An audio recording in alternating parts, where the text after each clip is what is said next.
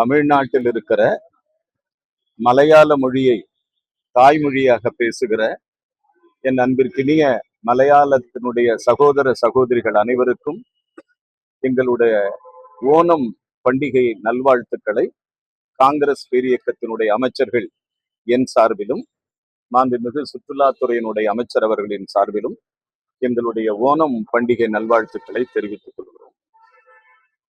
மற்றபடி நீங்க என்ன கேட்டதுன்னா ஒரே வார்த்தை 2 வாட்டி 3 வாட்டி போடுறதா? அதாவது பொதுவா தமிழ்ல கவிஞர்கள் ஒரு வரியை 2 முறை ஆழமாக சொல்லுவது என்பது வழக்கம். இது மரபும் கூட. கவிஞர் வாலியிலிருந்து, கவிஞர் கண்ணதாசனிலிருந்து, கவிஞர் புலமை பெற்றனிலிருந்து பல கவிஞர்கள் அந்த ஓரடி கவிதையை 2 முறை உச்சரிப்பது என்பது வழக்கம். ஆனால் நான் கவிஞன் அல்ல. ஆனால் நான் படித்ததை சட்டமன்றத்தில் அதை நான் முன்மொழிந்தேன். அவ்வளவுதான். அண்ணன் நேரு அவர்களுக்கு ஏதோ ஒரு வகையில் அது பிரச்சனையாக தோன்றுகிறது. அதனால அதை சட்டமன்றத்தில் அவர் எழுப்பியிருக்கிறார். அவ்வளவுதான். அவங்களுக்கு பிரச்சனை, அதனாலதான் பிரச்சனையை எழுப்புறாங்க. பட் எங்களுக்கு ஒரு பிரச்சனையா தோணலை. நாங்க என்ன நினைக்கிறோமோ அதை நாங்க ஹவுஸ்ல சொல்லிக்கிட்டு இருக்கோம். மற்றபடி என்னுடைய மானிக்கை கோரிக்கைகள் வந்தது. கோரிக்கை ரொம்ப அருமையான நிறைய நலத்திட்டங்கள் அறிவித்திருக்கிறோம்.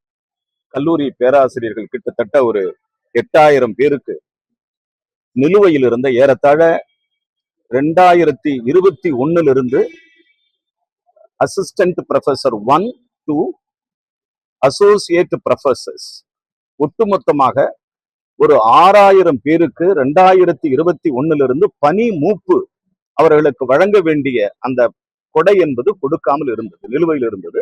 ஏறத்தாழ ஒரு 5 ஆண்டுகள் கழித்து அதை மாண்புமிகு முதலமைச்சர் திரு சி ஜோசப் விஜய் சார் அவர்களிடம் பேராசிரியர் பெருமக்களுக்கு நன்மை பயக்கும் வகையில் நீண்ட நாளமாக நிலுவையில் இருந்த அந்த பணி மூப்பு தொகை வழங்குவதாக அறிவிக்கப்பட்டிருக்கிறது. அறிவிக்கப்பட்ட அந்த பணி மூப்பு தொகை செப்டம்பர் மாதம் முதல் வாரத்தில் இருந்து பேராசிரியர் பெருமக்களுக்கு கிடைக்கும் என்கிற செய்தியை சட்டமன்றத்தில் தெரிவித்தோம். இன்னொன்று, பாலிடெக்னிக் இன்ஜினியரிங் காலேஜஸ், இந்த 2 பிரிவினருக்கும் அதே போன்ற பணி மூப்பு தொகை வழங்கப்பட்டிருக்கிறது. 2026-27 ஏறத்தாழ ஒரு 800 பேருக்கும், 2027-28 ஒரு 2000 பேருக்கும், ஏறத்தாழ 2019 அந்த பணி மூப்பு தொகை கொடுக்கப்படாமல் இருந்தது. அதையும் வழங்குவதற்கான ஏற்பாடை செய்திருக்கிறோம். இதன் ஒட்டுமொத்தமாக மாதம் ஒன்றுக்கு ஏறத்தாழ ஒரு 19 கோடி ரூபாய் மாநில அரசு இதுக்கு செலவிட வேண்டியது உள்ளது. ஆக அந்த மாதம் ஒன்றுக்கு 19 கோடி ரூபாயை உயர்கல்வித்துறை வழங்கி இருக்கிறது. பேராசிரியர் பெருமக்கள் நிச்சயமாக அவர்கள் பயன்பெற்றிருப்பார்கள் என்கிற நம்பிக்கை எங்களுக்கு, பயனடைவார்கள் என்ற நம்பிக்கை இருக்கு. அதே போன்று கௌரவ விரிவுரையாளர்கள், கெஸ்ட் லெக்சர்ஸ், அவங்களுக்கெல்லாம் பாத்தீங்கன்னா கடந்த காலங்களில் அது 30,000 ரூபாய் இருந்தது. அந்த 30,000 ரூபாயை நாங்கள் ஒரு 5000 உயர்த்தி 35,000 மாண்புமிகு முதலமைச்சர் அவர்கள், மாண்புமிகு திரு சி ஜோசப் விஜய் அவர்கள் உயர்த்தி கொடுத்திருக்கிறார்கள். உயர்கல்வித்துறையில் இது ஒரு பெரிய புரட்சிகரமான நாளாகத்தான் நாங்கள் பார்க்கிறோம். அதே போன்று பேராசிரியர் பெருமக்கள் ஏறத்தாழ ஒரு 125 பேராசிரியர்கள், அதாவது பிரின்சிபல்ஸ் அப்பாயின்மெண்ட் நாங்கள் ஒரு அனா பைசா லஞ்சம், லாவண்யம், ஊழல் எதுவுமே இல்லாத ஒரு 125 பிரின்சிபல்ஸ், வரலாற்றுல முக்கியமானது இது, டிரான்ஸ்பரண்ட் அப்பாயின்மெண்ட் செய்ய போறோம். அதே போல கிரேட் 1 25 பிரின்சிபல்ஸ் நாங்க ஆல்மோஸ்ட் அறிவிச்சிருக்கிறோம். ஆக இதெல்லாம் கடந்த காலங்களில் மிகப்பெரிய ஊழல் சாம்ராஜ்ய சக்கரவர்த்தியின் கையிலே அது மாட்டிக்கொண்டு இருந்தது.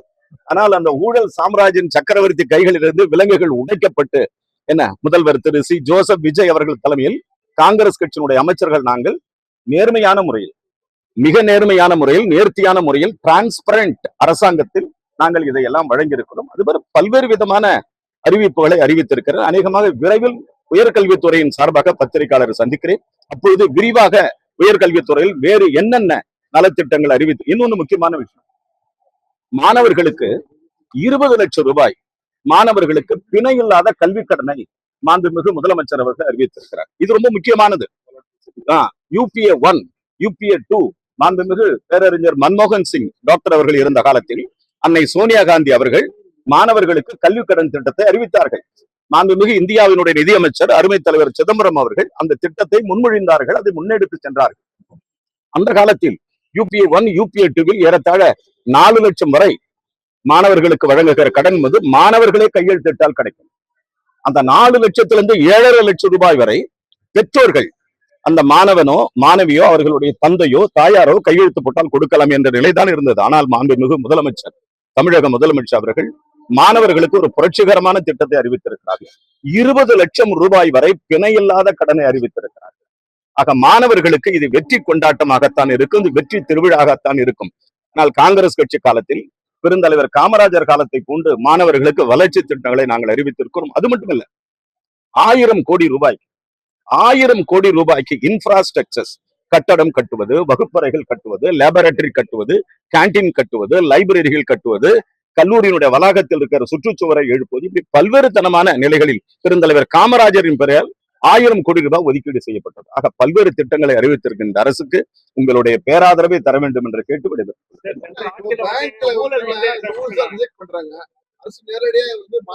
இல்ல, நாங்க தமிழக அரசு அத ஷெட்யூல்டு வங்கியோட ஒரு ஒப்பந்தம் செய்யப்பட்டிருக்கிறது. தமிழக அரசும் ஷெட்யூல்டு வங்கியும் ஒப்பந்தம் செய்யப்பட்டது, ஒரு இறுதி செய்யப்பட்டிருக்கிறது. அந்த மாணவர்களுக்கு கல்வி கடன் தாராளமாக வழங்க வேண்டும் என்ற நிலையை உயர்கல்வித்துறையையும் வங்கியினுடைய அதிகாரிகளும் சேர்ந்து ஒரு ஒப்பந்தத்தை செய்திருக்கோம். அதனால மாணவர்களுக்கு டெஃபினட்டா கிடைக்கும். நீங்க ஒண்ணு பண்ணலாம், ஐ வில் அஷ்யூர் யூ, உங்க மூலமா நான் அறிவிக்கிறேன், தமிழ்நாட்டில் இருக்கிற உயர்கல்வி படிக்கிற மாணவர்களுக்கு கல்வி கடன் கண்டிப்பாக கிடைக்க வேண்டும். அது கிடைப்பதற்கு அமைச்சகம் முழு மூச்சாக முயற்சிகளை எடுக்கும் என்பதை உங்கள் வாயிலாக தெரிவித்துக்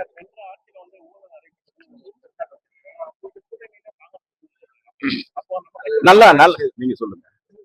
அதாவதுங்க, திமுக ஆட்சி நடந்தது, நாங்க கூட்டணியில கிடையாது, சரியா? இப்போ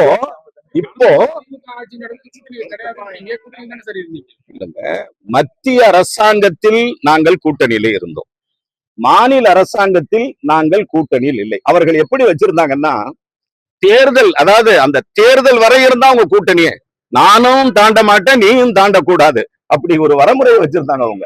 ஆனா இப்போ எங்க அரசு வந்து முழுமையான அரசு. இந்த அரசு வந்து காங்கிரஸ் கட்சிக்கு மிகப்பெரிய அங்கீகாரத்தை கொடுத்திருக்கிறது.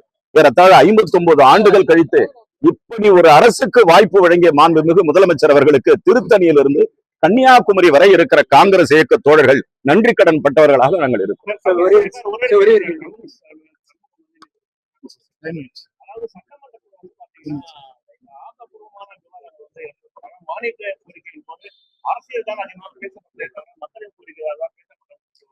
சரி, இது கடைசி கேள்வி.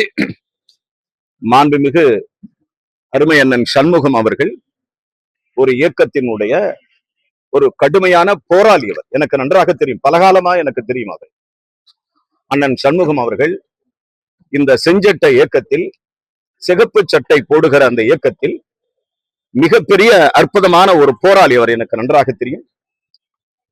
காலங்கள் ஒரு 100 நாளை நானே இப்பதான் நெருங்குறேன்.